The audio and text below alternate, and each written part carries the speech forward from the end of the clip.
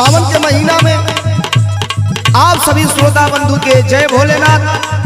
हम धर्मेंद्र सोलंकी और हम गायिका पूजा निगम ये सावन के महीना में भगवान भोलेनाथ के दरबार में जाए वाला सब भक्त पकड़ के जैसी हमन का यह साल नहीं जा पावत और हमनी का भोलेनाथ के दरबार में ए साल काहे नहीं खींचा जावत, ये अपने गीत के माध्यम से बताओ तानी जा।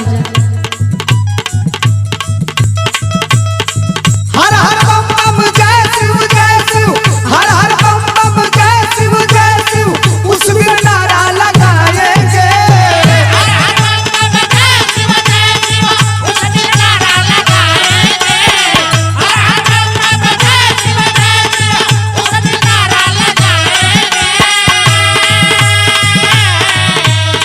हर हर बम बम जय शिव जय शिव, उस दिन नारा लगाएंगे। अखिलेश को सीएम बनाएंगे, फिर 22 में देवघर आएंगे।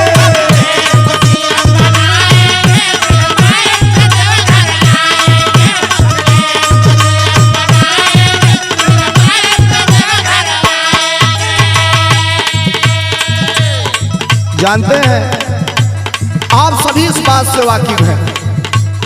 पूजा निगम जी बताने जा रही हैं क्या?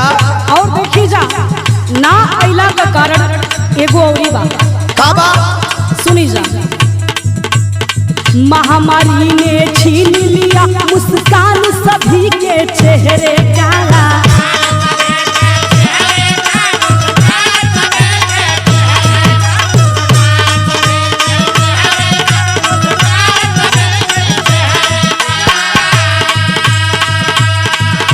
इतना ही नहीं भैया, देश पड़ोसी आंख दिखाए, देश पड़ोसी आंख दिखाए, पता नहीं है पहरे का।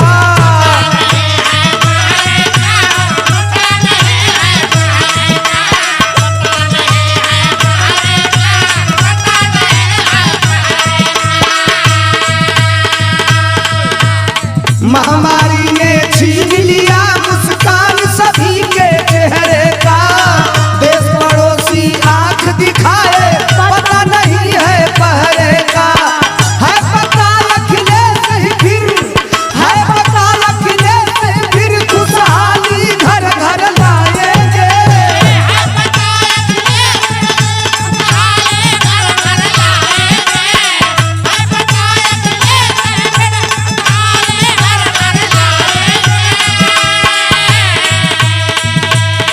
है पता अखिलेश ही फिर, खुशहाली घर घर लाएंगे।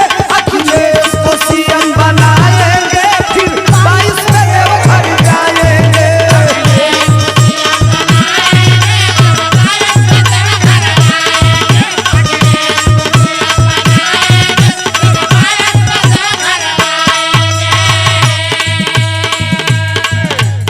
दुनिया में देश में ये जो त्रासदी हुई है, जो महामारी हुई है, देश खुशहाल हो, समाज खुशहाल हो, ये हम लोग भगवान भोलेनाथ से आराधना वंदना कर रहे हैं।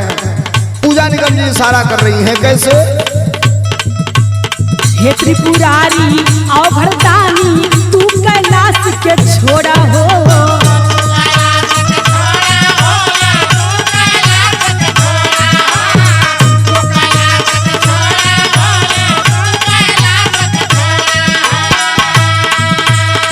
जनता मांगे फिर अखिलेश, जनता मांगे फिर